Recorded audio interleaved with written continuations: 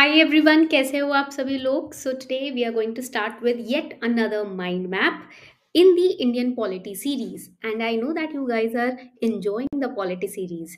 इस हफ्ते हमने इंडियन पॉलिटी के सबसे कॉम्प्लेक्स टॉपिक्स को अच्छे से माइंड मैप के थ्रू इजी किया था, डिकोड किया था, स्मूथ किया था। Now starting with the next week we are going to target environment and ecology.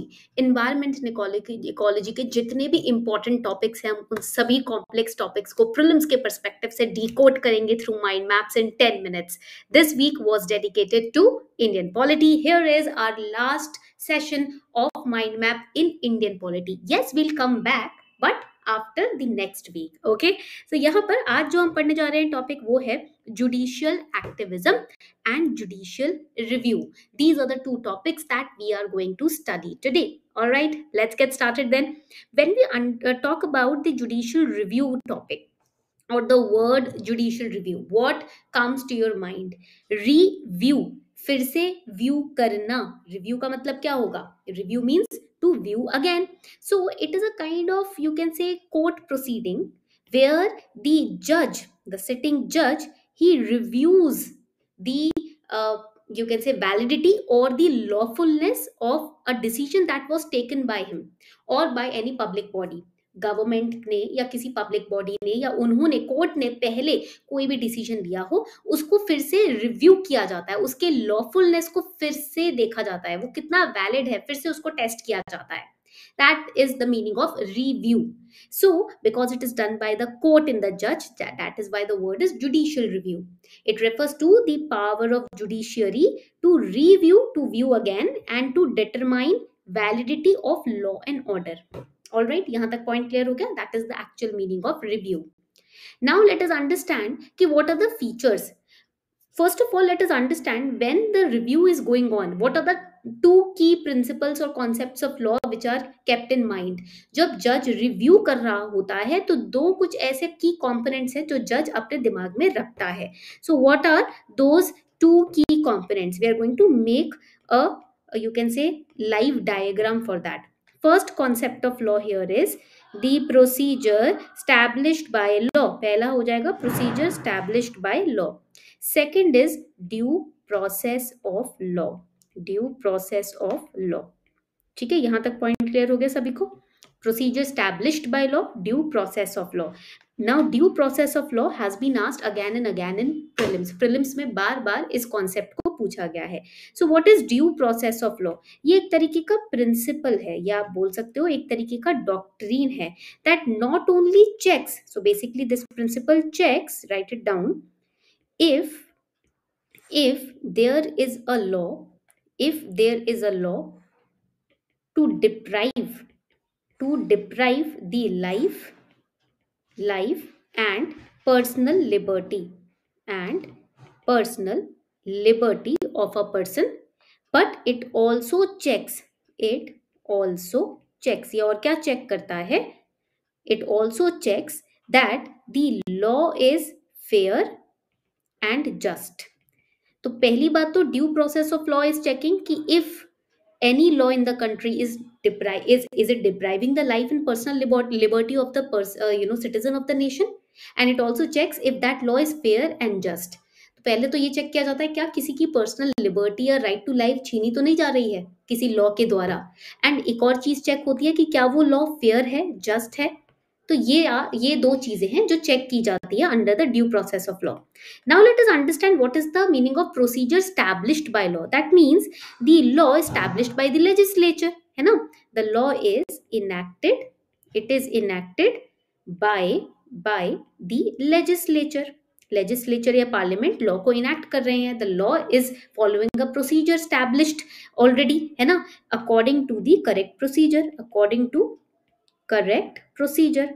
Procedure सही स्टैब्लिश हुआ है कि नहीं लॉ को एक्शन में लाने के लिए, वो चेक किया जाता है प्रोसीजर स्टैब्लिश्ड बाय लॉ के कॉन्सेप्ट में. These are the two concepts which are kept in mind when judicial review is taking place. So what are the important features of judicial review? Basically आप देखोगे इसका feature है कि ये fundamental rights को protect करता है, it ensures social justice in the nation, it expand. एक और आपको पॉइंट यहाँ पर याद रखना है that it is a part of basic structure doctrine. In Indira Gandhi versus Raj Narain case ये डिक्लेयर किया गया था कि judicial review is also part of basic structure doctrine. If you are passing or implementing any act or law, you need to keep in mind that you are also not violating any of the any of the basic structure of the constitution, which includes judicial review also। ठीक है, अब यहाँ पर आप PIL देखोगे, public interest litigation, it is basically a part of judicial review, है ना। PIL दर्ज कराते हो तो आप कोई भी एक्ट है गवर्नमेंट का, कोई भी अर्लियर लॉ पास हुआ है, उसको फिर से रिव्यू करवा सकते हो through PIL। Alright, now comes judicial activism. अब बात आती है जुडिशियल एक्टिविज्म की। Now here you need to understand one very important point, that judicial activism कहाँ से आया है। Was it there already in our constitution? क्या हमारे कॉन्स्टिट्यूशन में जुडिशियल एक्टिविज्म वर्ड पहले से ही था? No, it first originated in USA। सबसे पहले जुडिशियल एक्टिविज्म का जो कॉन्सेप्ट है वो USA में आता है। Basically it refers to the role played by judiciary while protecting the rights of the citizen। ठीक है, दैट इज एक्टिविज्म। ठीक है, and it first was developed in USA। वहां पर अर्थर शेल सिंगर थे 1947 में, जिन्होंने इस वर्ड को इस कॉन्सेप्ट को लेकर आए थे जो। And in India it's foundation was led by justice BR Krishna Iyer, PN Bhagwati, justice O Chinnappa Reddy and justice DA Desai. Bharat में इसका जो प्रोसीजर है वो जो या आप कह सकते हो फाउंडेशन किसने ले की थी? हमारे इन चारों ऑनररी डिग्नरीज ने। ठीक है, ये पॉइंट आपको यहाँ पर याद रखना है। सो जुडिशियल एक्टिविज्म बेसिकली क्या करता है? It is a power given to Supreme Court and high courts through which they can examine the constitutionality of a particular law. कोई भी लॉ अगर इनकंसिस्टेंट है with the provision of the constitution, then it can be declared as unconstitutional by Supreme Court और high court using the power of judicial activism. That is the basic concept of judicial activism. यहीं पर ही एक word आ जाता है judicial overreach. Judicial overreach का मतलब क्या होता है कि यहाँ पर जुडिशरी इंटरफेयर कर सकती है अगर कोई भी एक्ट या लॉ वायोलेट कर रहा है हमारे प्रोविजन ऑफ द कॉन्स्टिट्यूशन को। ठीक है, पॉइंट क्लियर हो गया। So these are the two important terms which have been asked again and again in mains and prelims both. Mains और प्रीलिम्स दोनों में ही ये वर्ड्स, दोनों ही ये टर्म्स पूछे गए हैं repeatedly. That is why it is important. And after studying this you can go to Kalam. आप कलाम के पास जा सकते हैं and you can ask Kalam कि give me 2 MCQs on judicial review पर मुझे 2 MCQs दो, because I have studied this topic, I want to practice some questions. मैंने अभी टॉपिक पढ़ा है, इसी टॉपिक पे मुझे 2 क्वेश्चंस प्रैक्टिस करने हैं। So Kalam is giving us 2 MCQs, we are going to prepare it and you have to participate in answering it. आप लोगों को पार्टिसिपेट करना है इसको आंसर करने में। ठीक है, and I will be sharing the PDF of these MCQs and explanation on our Telegram channel super Kalam. तो जल्दी से फटाफट से जैसे ही MCQs जनरेट होते हैं, you guys have to participate in answering it. आपको इसको आंसर करने में हेल्प करना होगा मेरा। ठीक है, सो लेट्स गेट स्टार्टेड। शुरू करते हैं। देखो फर्स्ट क्वेश्चन आपके स्क्रीन पर आ चुका है। So the first question here is, consider the following statements about landmark cases in judicial review. Keshavananda Bharati versus State of Kerala case established the doctrine of basic structure. Minerva Mills case ruled that the parliament cannot change basic structure of constitution. Golaknath case held that parliament can amend any part of constitution including fundamental rights. Menaka Gandhi case expanded interpretation to the right to life and personal liberty. कौन सा statement correct है? ठीक है, तो यहाँ पर आप जल्दी से मार्क करो which statement is over here correct. So here let's suppose D पर हम क्लिक करते हैं। ठीक है, क्वेश्चन नंबर 2 पर आते हैं। Let's go to question number 2। Consider the following statements about the origin and evolution of judicial review. Concept of judicial review originated in US. In the United Kingdom, concept of judicial review is based on principle of parliamentary sovereignty. In India, concept of judicial review is enshrined in constitution itself. Concept of judicial review implies that judiciary can review the actions of executive and legislature. कौन सा option correct है? Let's say C mark कर रहे हैं हम यहाँ पर। ठीक है, कि थर्ड स्टेटमेंट गलत है और बाकी सारे करेक्ट है। तो जल्दी से सबमिट करते हैं एंड लेट्स सी, अरे दोनों ही स्टेटमेंट्स गलत है, कैसे गलत है ये समझते हैं। अच्छा हुआ दोनों ही क्वेश्चंस गलत मार्क हुए हैं, because now you can understand. जिन बच्चों ने ये टॉपिक बिल्कुल भी नहीं पढ़ा होगा अब वो समझ सकते हैं। देखो फर्स्ट क्वेश्चन में 1, 2 and 4 are correct, why third is not correct? Because Golaknath case में ये कहा गया था कि पार्लियामेंट फंडामेंटल राइट्स को अमेंड नहीं कर सकता।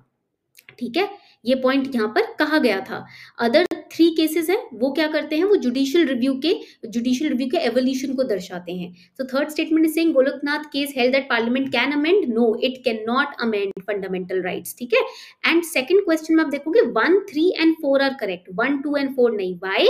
बिकॉज यस यूके में पार्लियामेंट्री सोवरेंटी है, वेस्टमिंस्टर सिस्टम है, सो पार्लियामेंट्री सोवरेंटी का प्रिंसिपल होगा, है ना, because parliamentary form of government is there in UK. थोड़ा सा कॉन्सेप्ट लगाना है। And why third statement is not correct? Because basic structure का पार्ट है judicial review, it is not, basic structure is not enshrined in constitution, ये तो define किया गया अपनी तरफ से कोर्ट के द्वारा, हमारे संविधान में नहीं लिखा हुआ। That is why third statement जो यहाँ पर होगा वो आपका करेक्ट हो जाएगा। ठीक है, यहाँ तक पॉइंट क्लियर हो गया सभी को? क्यों? क्योंकि judicial review Maneka Gandhi case के बाद, सॉरी इंदिरा गांधी केस के बाद हमारे कॉन्स्टिट्यूशन में मेंशन हो गया था, कॉन्सेप्ट मेंशन हो गया था, but as a definition it is not there. तो यहाँ पर आप देखोगे these are the correct options. अब मैं यहाँ पर आपको डाउनलोड करके इसका पीडीएफ हमारे टेलीग्राम चैनल पे आपके साथ शेयर कर दूंगी। ठीक है, इसी तरीके से आप जुडिशियल एक्टिविज्म के ऊपर भी क्वेश्चंस प्रैक्टिस कर सकते हो। So on this note, we are wrapping up the session, everyone. Thank you so much for participating in the class, and do make sure that you are noting down these mind maps. These are very important for your preparation.